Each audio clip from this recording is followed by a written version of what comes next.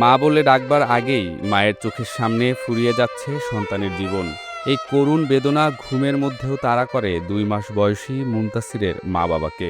যন্ত্রণাকাতর সন্তানের কান্না মায়ের কান্নার সাথে মিশে ভারী করে তোলে আকাশ। তবুও ক্রমশই যেন ফুরিয়ে আসছে মুনতাসিরের বাঁচার সম্ভাবনা। আমার ছেলেটা একটু সুস্থ হলে আমি বাঁচতে পারবো।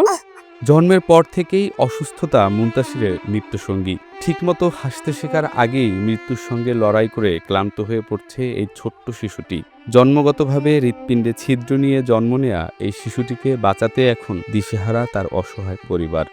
যেমন আমার বাচ্চা যখন সমস্যা দাঁড় হয়, সে নিজেকে খুব ছটফট করে, খুব কান্নাকাটি করে। চিকিৎসকের পরামর্শে ইতোমধ্যে 2-3 দফা ঢাকায় আনা হয়েছে মুনতাসিরকে, কিন্তু প্রতিবারই চিকিৎসা ব্যয় মেটাতে গিয়ে নিঃস্ব হয়ে পড়েছেন রাজু আহমেদ। নিয়তির এমনই নির্মম পরিহাস যে মুনতাসিরের বাবা রাজু আহমেদও শারীরিক প্রতিবন্ধী। হোটেলে কাজ করে যা উপার্জন করেন তা দিয়ে অন্যের জোগানই অসম্ভব। মুনতাসিরের উন্নত চিকিৎসা তার কাছে কল্পনারও অতীত। এখন চোখের জলই হয়ে উঠেছে একমাত্র সম্বল। আমার স্বামী প্রতিবন্ধী, কাজকর্ম বেশি করতে পারে না। 7 দিনকার জায়গা 2 দিন ছুটি কাটার পর মনে করেন সংসারে কিছুই আটে না। খাই ওইভাবে, একবেলা না একবেলা পাই, আরেক বেলা পাই না, এইভাবেই সংসারটা চলে আমাদের। বাচ্চাটাই কেমন অসুবিধা। পরে ছাগল গরু যা কিছু আছে সবগুলো বেঁচে আমরা চিকিৎসা করছি বাচ্চাটার। এখন আমাদের কিছু নেই বাড়ি ভিটাটা ছাড়া। বাচ্চাটা নিঃশ্বাস নিতে পারে না। ওই অসুখটা যখন উঠে তখন বাচ্চাটা নিঃশ্বাস নিতেও পারে না, কান্না করতেও পারে না। মানে এমন হয় চোখগুলো খাড়া করে ফেলায় বাচ্চাটা অনেক। আমার 3টে মেয়ে আর আমার শাশুড়ি আমার কাছে থাকে। আমার 3টে মেয়েও আমার কাছে পড়াতে পারতেছি না।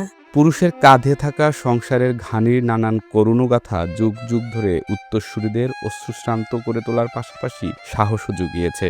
রাজু আহমেদও সেই অনুপ্রেরণাদাতাদের একজন, যিনি তার জীর্ণ কাঁধে টেনে নিয়ে বেড়াচ্ছেন 7 সদস্যের সংসারের ঘানি। প্রথমে আমি বুঝতেই পারিনি যে আমার বাচ্চার এই সমস্যা। গ্রাম্য ডাক্তারের চিকিৎসা নেই। গ্রাম্য ডাক্তারের চিকিৎসাতে নেওয়ার পর উনি আমাকে সদর পাঠায়। সদর থেকে আমাকে শিশু ডাক্তারের কাছে পাঠায় এবং শিশু ডাক্তারকে দেখার পর উনি আমাকে ধরে দেয় বাচ্চাটার হাট ফুটা। এই বাচ্চাটাকে চিকিৎসার নীলফামারী শহরে আর নাই। যেমন বলছে, দেখো রংপুরে কোনো ডাক্তার আছে। আমি রংপুরেও 8 দিন থাকি বাচ্চাটা নিয়ে। ট্রিটমেন্ট বাচ্চার কোনো ফইলায় না, ওই দিনকে দিন আরো দুর্বল হয়। এই কারণে ওরা আবার রিলিজ করে দিল ঢাকায়, হার্ট ন্যাশনাল ফাউন্ডেশনে হাট। ওখানে আমি নিয়ে গেলাম। ওখানে দেখার পর ওরা ফের আবার 7 দিনকার ঔষধ দেয়। 7 দিনকার ঔষধ আমার জায়গাতে আমি 10 দিন খেলেই আত্মীয় অবস্থা কম বিদায় আমি নিগাইতে পারি না। স্থানীয়দের ভাষ্য, দারিদ্র এই পরিবারটির মৃত্যুসঙ্গী। তার উপর একমাত্র সন্তানকে বাঁচানোর সংগ্রাম তাদের আরো অসহায় করে তুলেছে। আর বাচ্চা খবে বাড়িঘর তো দেখতেছেন কেমন ভাঙ্গাচুরা। আর কিভাবে কি করবে এটা তো মনে করেন আমরা সবাই চিন্তা আলোচনা করতেছি। এখন চাচ্ছি যে আপনারা যেহেতু আসছেন সাহায্যের জন্য, দেখার জন্য, আপনারা সরকারের কাছে হোক যার কাছে হোক যে কোনো আবেদন একটা ব্যবস্থা করে বাচ্চাটাকে একটু সুস্থ করেন বা আমার দেবরকেও বাঁচান। মেয়ে আছে 3টা, ওর সংসার চলতেছে না। ও একটা প্রতিবন্ধী, আমার দেওরটা ও জন্ম থেকে প্রতিবন্ধী। ওইভাবে যে বাচ্চা কাচ্চা কামাই করে খিলাইতেছে বহু বাচ্চাকে, এটাই বিরাট। এখন ওই বাচ্চারা কিভাবে চিকিৎসা করবে? মুনতাসিরের চিকিৎসার জন্য রাজু যা পারছেন সব করছেন, কিন্তু এই ব্যয় তার পক্ষে বহন করা অসম্ভব। প্রতিবেশীদের থেকে পাওয়া সহায়তায় দুবেলা দুমুঠো আহার জুটলেও চিকিৎসা ব্যয় বহনের সামর্থ্য যে রাজু আহমেদের নেই তা নির্মম সত্য। ওরা বলছে শিশু হাসপাতালে নিয়ে যাওয়ার পর ওখানে বলছে ডাক্তার সাহেব এবং ওখানকার হেড যারা, তারা বসে বৈঠক করার পর আমাকে নিজেকে প্রতিবন্ধী হিসেবে দেখার পর তারা একটু ভালো করে দেখার পর বলে, দেখো তোমার বাচ্চাকে যদি তুমি বাঁচাইতে চাও, জীবনের মূল্য হলেও ডাক্তারি অনুমতি নিয়ম নীতিবান্ধে ঔষধ খাওয়াও। আর অপারেশন করার জন্য উনি বারবার বলছে, সামর্থ্য থাকলে অপারেশন আজকেও হয়, কালকেও হবে।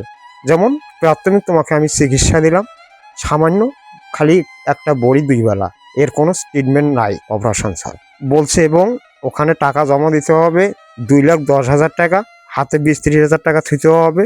আর বাচ্চা যা রক্ত লাগবে তার নিজস্ব লাগবে, এখানে তোমারও আর থাকার কোনো প্রয়োজন নেই। আমি বাচ্চা নিয়ে বাড়ি এসে বেকার বসে গেছি। মাত্র 2.5 লাখ টাকার জন্য শিশু মুনতাসিরকে পৃথিবী থেকে বিদায় নিতে হবে কথা ভাবলেই অসহায়ত্ব আর আত্মগঞ্জনায় নিজেরাই যেন পৃথিবী থেকে পালিয়ে গিয়ে বাঁচতে চাইছে ফুটফুটে শিশুটির মা বাবা। তবুও মানুষের ভালোবাসায় আদরের সন্তান জীবন ফিরে পাবে এই আশাটুকুই এখন রাজু ও তার স্ত্রীর বেঁচে থাকার একমাত্র অবলম্বন।